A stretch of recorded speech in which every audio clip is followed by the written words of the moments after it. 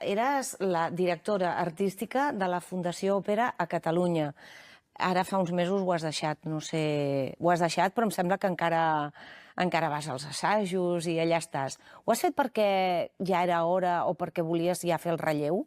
La veritat és que sí que volia fer el relleu. Tot allò, encara que hagi canviat de personal que ho dirigeix i tot això, en realitat tot allò és meu. Ho he creat jo. He creat els Amics de l'Òpera, el cor dels Amics de l'Òpera. Vaig crear l'orquestra amb moltes dificultats, moltíssimes dificultats, perquè ningú volia que la fes l'orquestra, perquè no hi havia músics. Aquí a Catalunya no hi havia músics, que no hi ha música, em deien. Jo deia, no pot ser que no hi hagi músics, que no hi ha estudiants als conservatoris. Sí, però esclar, doncs escolta'm, ara, si venen, no tocaran com la Filharmònica de Viena, però si no actuen, tampoc seran mai la Filharmònica de Viena. Clar. S'ha de començar, no? Sí, potser sí que tens raó, però és que, bueno, dificultats 1000.